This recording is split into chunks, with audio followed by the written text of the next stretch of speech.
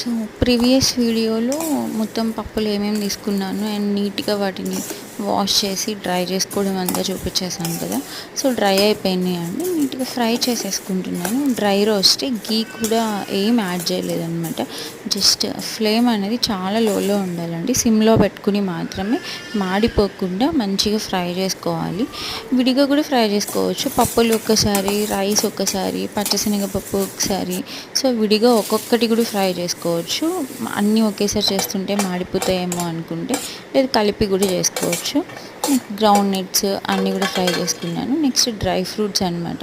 ఇక్కడ నేను కొంచెం జీలకర్ర తీసుకున్నాను, జీలకర్ర ఫ్రై చేసుకున్నాను. మీ దగ్గర వామ్ ఉంటే వామ్ కూడా యాడ్ చేసుకోండి. మీరు తీసుకున్న క్వాంటిటీని బేస్ చేసుకుని 1 or 2 స్పూన్స్ జీలకర్ర వామ్ కూడా యాడ్ చేసుకోండి.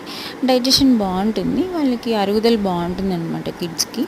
నా దగ్గర వామ్ లేదు, సో జీలకర్ర మాత్రం వేసుకున్నాను. సో ఈ రోస్ట్ చేసి పెట్టుకున్నాను ఇవన్నీ కూడాను. అన్నీ మంచిగా చల్లారిపోయాయి రోస్ట్ చేసుకున్నవి. సో మిక్సీ పట్టేసుకుందాం. ఇప్పుడు మంచిగా మెత్తగా మిక్సీ పట్టుకోవాలి. మరి ఇప్పుడే స్టార్ట్ చేస్తున్నారంటే బాగా మెత్తగా పౌడర్ చేసుకోండి.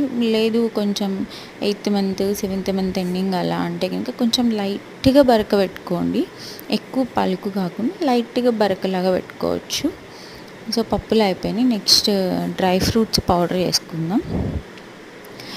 కంటిన్యూస్గా పట్టకండి, డ్రై ఫ్రూట్స్ చేసేటప్పుడు మెత్తగా పేస్ట్ లాగా అయిపోతుంది మిక్సీ తిరిగేటప్పుడు ఆ హీట్కి. సో స్లోగా చేసుకోండి ప్రాసెస్ అనేది. డ్రై ఫ్రూట్స్ మిక్సీ పట్టేటప్పుడు పౌడరు కంటిన్యూస్గా ఫాస్ట్గా పట్టారంటే ఆ హీట్కి మెత్తగా అయిపోతుంది అనమాట. ఇక్కడ నేను 2 మిక్స్ చేసుకుంటున్నాను. లేదంటే ప్రీవియస్ వీడియోలో చెప్పినట్టు మీకు సపరేట్గా కూడా పెట్టుకోవచ్చు. పప్పుల పౌడరు ఒక కంటైనర్లో స్టోర్ చేసుకోవచ్చు, ఈ డ్రై ఫ్రూట్స్ పౌడర్ని సపరేట్గా ఒక కంటైనర్లో స్టోర్ చేసుకోవచ్చు. ఇక్కడ నేను 2 మిక్స్ చేసేసుకున్నాను అనమాట. అలా సపరేట్గా పెట్టుకోవాలి, అదొక రోజు ఇదొక రోజు అంటే అలా కూడా పెట్టుకోవచ్చు అండి.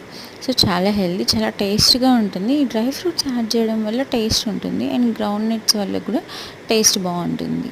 సో మీరు కూడా ఒకసారి ట్రై చేయండి. కొంచెం వాటర్లో